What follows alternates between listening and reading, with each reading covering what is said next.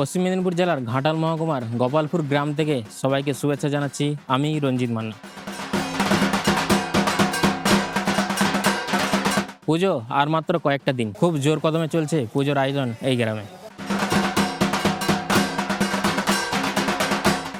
প্রথমে বলে রাখি, এই গ্রামে আপনি কিভাবে আসবেন। এই গ্রামে আসার জন্য অনেকই রাস্তা রয়েছে, তবে সবথেকে সহজ রাস্তার বিবরণ দিচ্ছি। মহকুমা ঘাটাল শহর থেকে ঘাটাল পাঁশকুড়া রোড ধরে মাঝে কুশপাতা ও নিমতলা স্টপেজ ছেড়ে বেলাঘাটের বাস স্টপে চলে আসবেন। ওখানেই জিজ্ঞাসা করলে অনেকেই বলে দিতে পারবে এই গ্রামের রাস্তা। গ্রামের ঠিক মাঝপাড়ায় একটি বিশাল ঐতিহ্যবাহী বটগাছের তলায় এবারের এই পুজোর থিম বানানো হচ্ছে। বেশ কয়েক বছর ধরে পশ্চিম মেদিনীপুর জেলা সহ আশেপাশে বেশ কয়েকটি জেলাতে দুর্গাপুজোকে ঘিরে প্যান্ডেলের অনেক রকম থিম হয়। গত কয়েক বছরে এই গোপালপুর গ্রাম এই পুজো প্যান্ডেলের থিম বানিয়ে বিশেষ খ্যাতি অর্জন করেছে।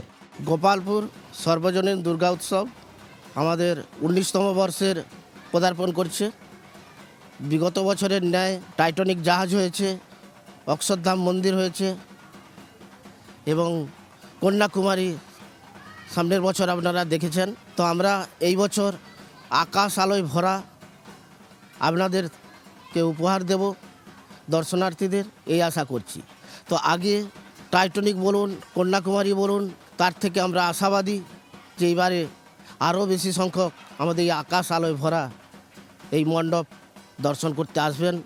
গোপালপুর সর্বজনীন দুর্গোৎসব কমিটির পক্ষ থেকে আহ্বান জানাই।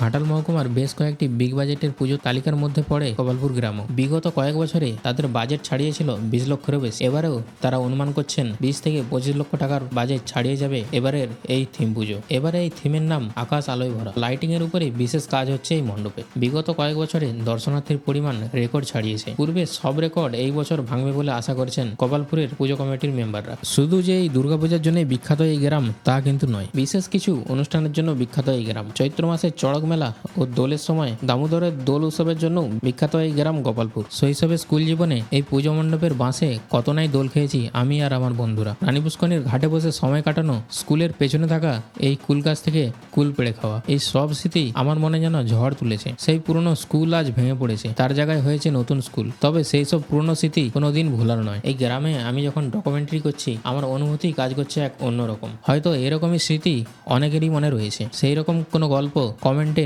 অবশ্যই আশা করব। আপনাদের সাথে আমি ছিলাম রঞ্জিত। দেখতে থাকবেন লোকাল আপ টু ডেট।